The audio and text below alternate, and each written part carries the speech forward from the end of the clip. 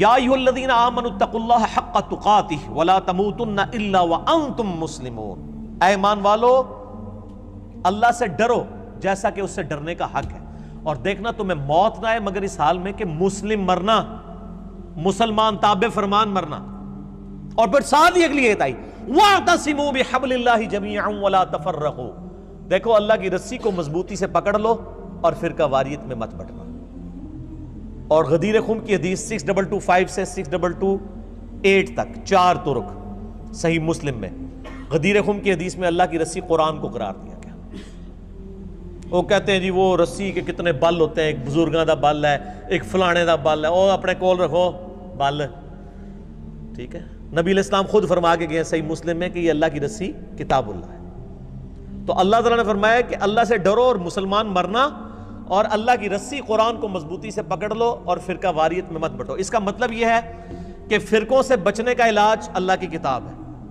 Common bond ہوگا تو آپ آگے چلیں گے نا، اور اس کا مطلب یہ بھی نکلا کہ جو اللہ کی کتاب چھوڑ دے گا وہ ہمیشہ فرقہ واریت میں پڑ جائے گا، اینڈ وائس ورسا۔ ہماری انجینئرنگ کی لینگویج میں، ہم اپنی میکینیکل انجینئرنگ میں جب کبھی کوئی اسٹیٹمنٹس لکھتے تھے کہتے تھے اینڈ وائس ورسا، اس کا الٹ بھی درست ہے کہ اللہ کی کتاب کو پکڑو فرقوں میں مت بٹو۔ مطلب کیا کہ جو اللہ کی کتاب پکڑے گا وہ فرقوں سے بچ جائے گا، اور جو فرقے بنائے گا اس کو کبھی توفیق نہیں ہوگی کتاب اللہ پکڑنے کی۔ یہ لازم و ملزوم ہے کہ آپ اللہ کی کتاب کو پکڑیں گے تو فرقوں سے بچیں گے، اور فرقہ واریت میں پڑھیں گے کتاب اللہ آپ کے ہاتھ سے جاتی رہے گی، سیدھی سی بات ہے۔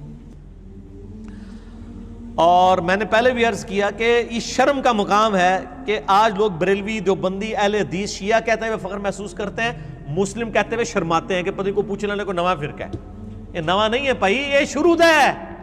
سورۃ الحج آیت نمبر 78 هو سماکم المسلمین من قبل وفی ھذا ملت ابیکم ابراہیم، پیروی کرو ابراہیم علیہ السلام کی ملت کی۔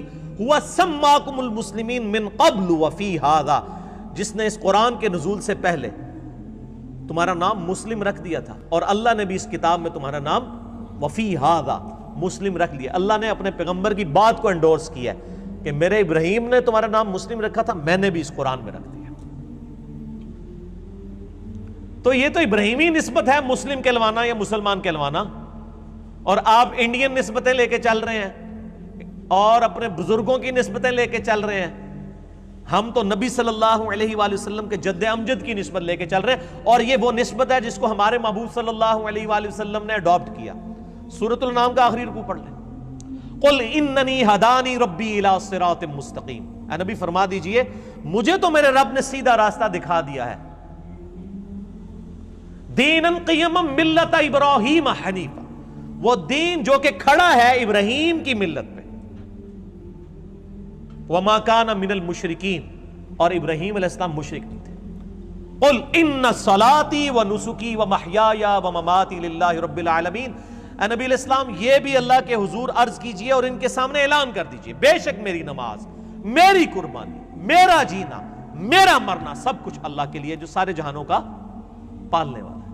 وَبِذَلِكَ أُمِرْتُ، اور مجھے میرے اللہ نے اسی بات کا حکم دیا ہے، وَأَنَا أَوَّلُ الْمُسْلِمِينَ، کہ سب سے پہلے میں کہوں کہ میں پہلا مسلمان ہوں۔ وہابی، دیوبندی، اہل حدیث، شیعہ نہیں، مسلمان نبی علیہ السلام سے کہلایا جا رہا ہے۔ میرے بھائی ان آیتوں پہ کسی نے نہیں، یہ صرف انجینئر صاحب نے عمل کرنا ہے ان آیتوں کے اوپر۔ وَأَنَا أَوَّلُ الْمُسْلِمِينَ،